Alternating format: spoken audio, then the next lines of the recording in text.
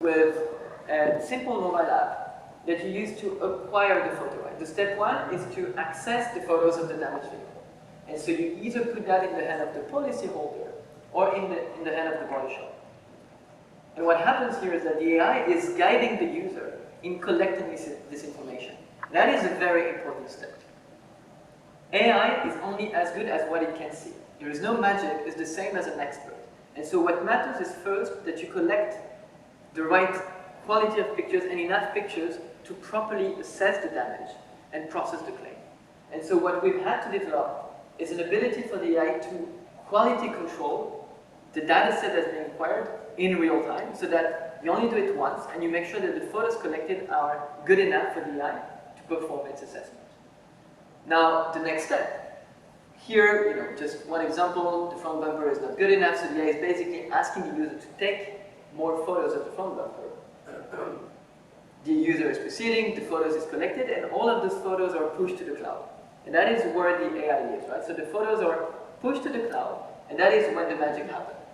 So the next step here is for the AI to go through those photos and perform an assessment of the repair operations that are needed and the cost estimate for this accident.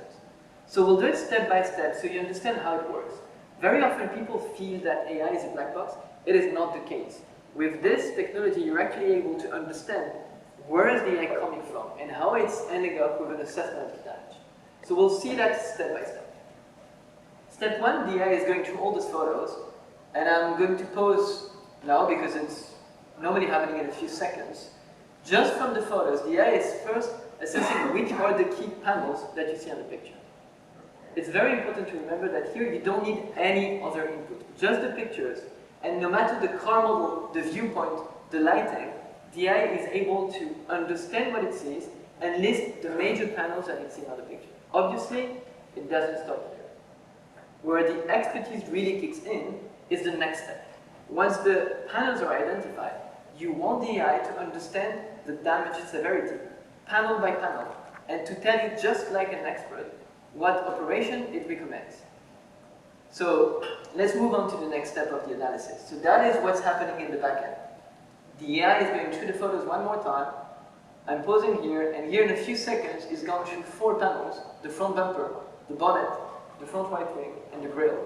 And for each of those panels, it's able to tell you what is the repair operation, what is the labor at stake, the paint, and the price of the part coming from industry partners. So if you zoom in on the front bumper, for instance, from the damage, the AI thinks that the front bumper should be replaced. It's giving you a sense of the split in labor hours, and it's telling you that this front bumper, for this model, costs £287. And so you proceed like that, panel by panel, until you get a full repair estimate in a few seconds. What panel is present? What is the right repair operation? What is the labor hours needed? Do you have any blend or paint work necessary? And what is the cost of the part associated? So what you're seeing here is a technological breakthrough. In a few seconds, an algorithm is able to perform a task that is very manual and very complex. And what's truly interesting for you as claims leader is that this technology is truly universal. It works regardless of the way the car was photographed. It works regardless of the car model. And the way we've proven that is by deploying that on cars in Japan, cars in France, cars in the US, which are very different. But the AI is able to, just like a human, understand what a front bumper looks like, be it on a US car or a French car. Now, this is how the tech works, right? How do you use that in a claims operation? Typically, our customers use this at 2 different points in the claim process. In broad outline, you can either insert this technology between the claims team and the policyholder, or between the claims team and the body shop, right? So today, I will tell you more about the body shop use case. If you want to know more about the claimant experience and use case, we have a booth. We're very happy to tell you more about it. So I'll give you the example of Covéa. Covéa, as I was saying, is the #1 insurance company in France. Basically, if you're French, you can tell I'm French from the accent, you're probably insured by Covéa. 1 in every 4 cars in France is insured by Covéa. They employ over 25,000 people.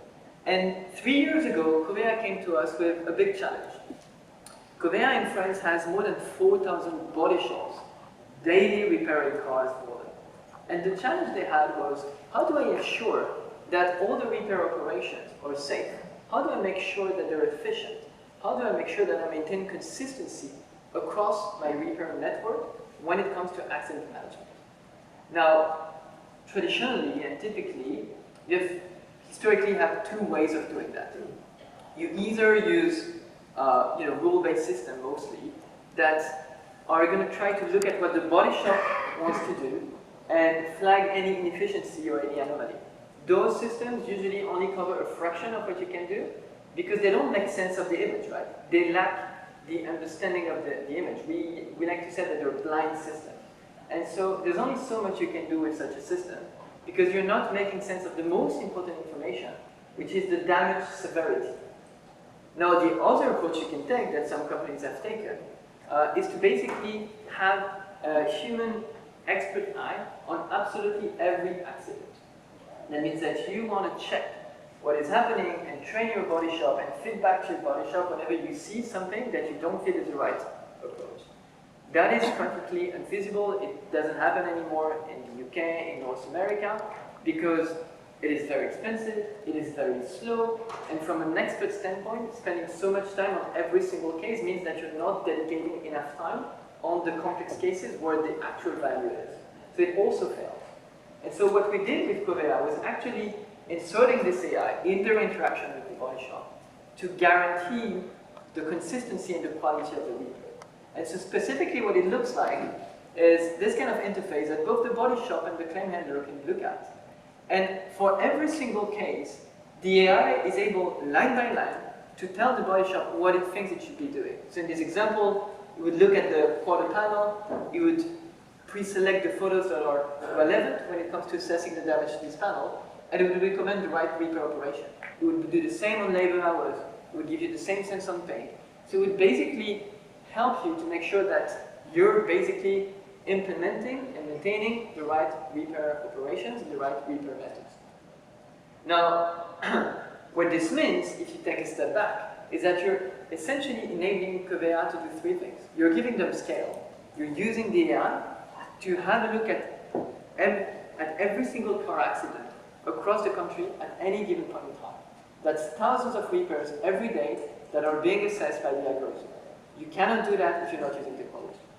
The second thing you're enabling Covea to do with its repair network is you give them speed.